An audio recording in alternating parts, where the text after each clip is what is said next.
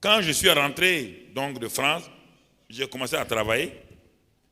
On m'a nommé directeur de la promotion des échanges commerciaux à l'Office national du commerce extérieur. Alors, ils m'ont donné voiture de service, tout en 1975. Tout était bien.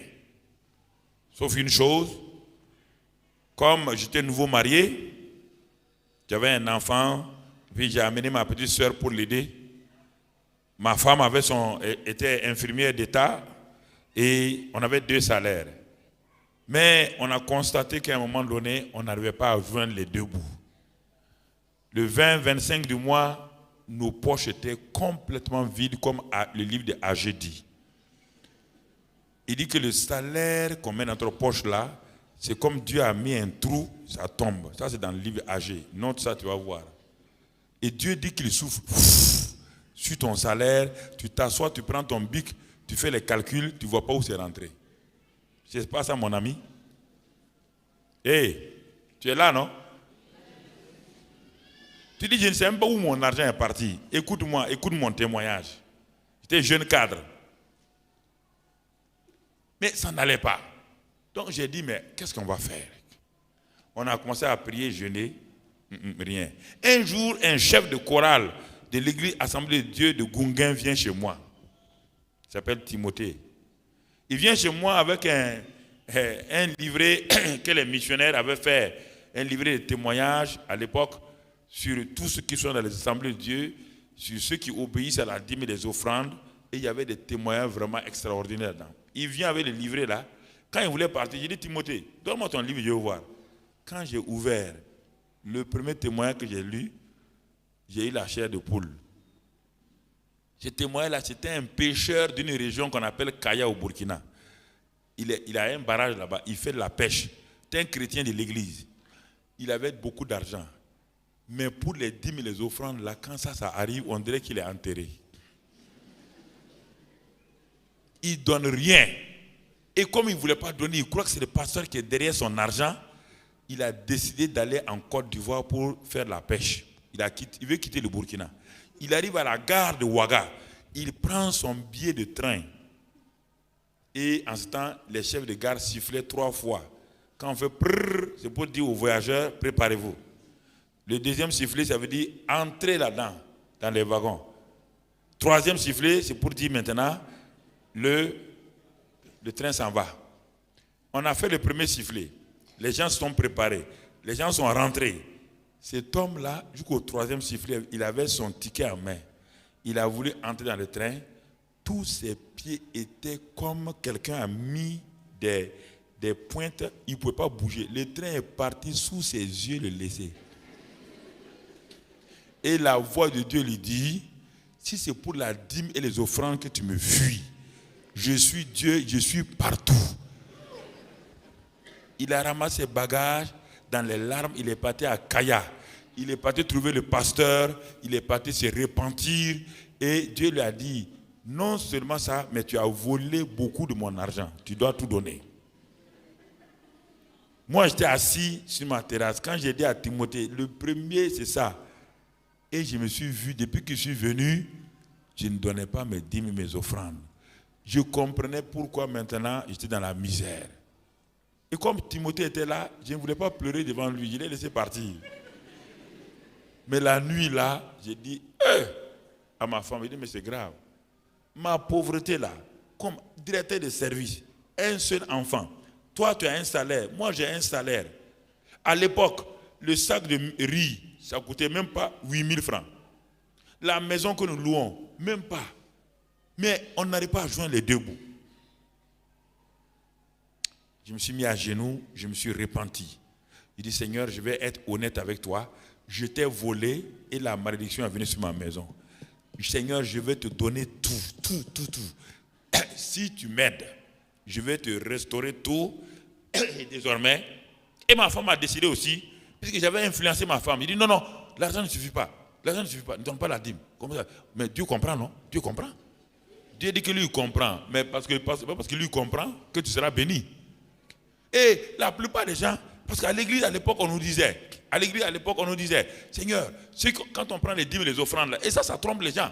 quand on parle des dîmes et des offrandes, et celui qui prie pour les dîmes et les offrandes, il dit bénis ceux qui ont donné, bénis même ceux qui n'ont pas donné. Ce n'est pas vrai, c'est faux. Dieu ne peut pas bénir celui qui n'a pas donné.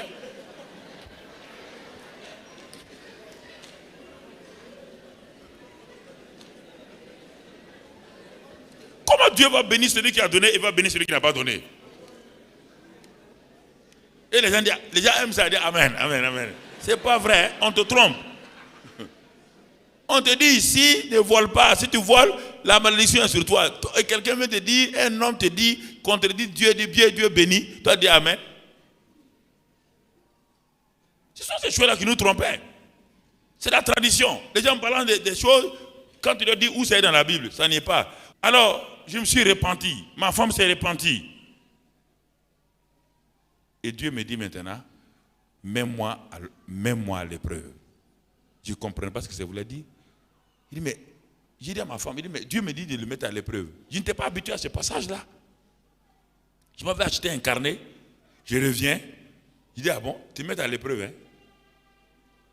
J'ai écrit sur ce carnet-là en 1975.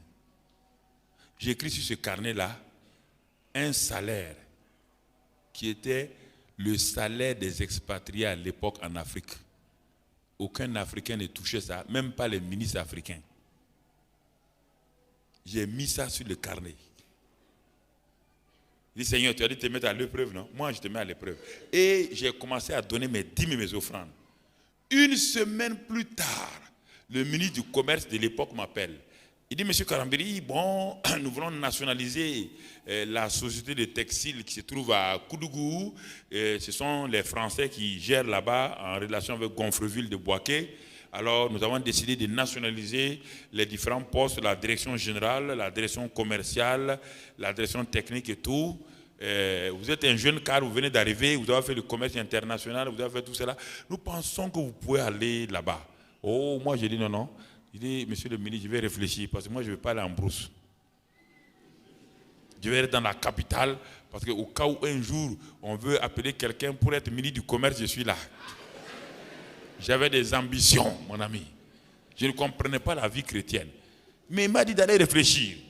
Je viens, j'ai dit à ma femme, il dit, oh, tu vois les ministres là, ils veulent nous écarter, ils veulent m'envoyer en brousse pour que... Ma femme me dit, il faut prier. Moi, je n'ai pas prié. Mais une semaine plus tard, le directeur général de l'entreprise vient, une entreprise de 800 personnes. Il vient chez moi, il dit, mais monsieur Karambé, vous avez promis au ministre de répondre dans une semaine, vous n'avez pas encore répondu. Oh, je dis, ok, je suis en train de réfléchir. Ah, il me dit, bon, asseyez-vous. Il dit, si vous venez chez nous, on va vous donner une maison, une villa de service. Il dit, mais je suis dans une maison déjà ici. C'est-à-dire, je voulais tout faire pour refuser. Il dit, on va vous donner une voiture de service. Il dit, j'ai déjà une voiture de service ici. Il dit, monsieur Karambé, on va vous donner un boy, un cuisinier, tout ce que vous voulez, ils vont nettoyer. Il dit, non.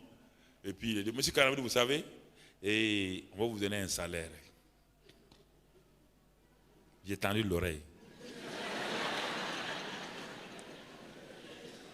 Quand j'ai tendu l'oreille, ce que j'ai écrit sur mon cahier là, il me dit ce salaire-là net.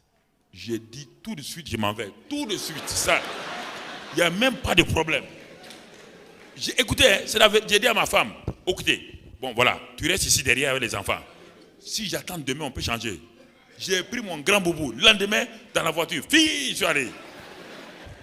Le salaire que j'ai demandé, les gens n'ont pas ça au Burkina.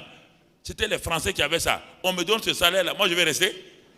C'est là que Dieu m'a dit, alors qu'est-ce que je t'ai dit? Mets-moi ainsi de là, sorte à, et tu verras si je n'ouvre pas sur toi les écrits des cieux. C'est depuis ce moment-là, Dieu savait ce qu'il allait faire. C'est dans cette ville de Koudougou où je suis allé là, que Dieu m'a donné le ministère que j'ai aujourd'hui. C'est dans cette ville-là que Dieu a commencé à m'enseigner beaucoup de choses pendant 6 années où j'ai exercé là-bas, avant que Dieu me ramène dans la capitale maintenant d'une manière extraordinaire. Alors mon ami, les dîmes et les offrandes te créent des problèmes à toi. Tu peux discuter, tu peux insulter, tu peux dire que ce n'est pas vrai, ça te regarde, ça bloque et le ciel est fermé sur ta vie. Donc la loi des dîmes et des offrandes, ce n'est pas une loi de l'Ancien Testament désuète, c'est une loi, un principe de Dieu qui va t'amener à aller de l'avant.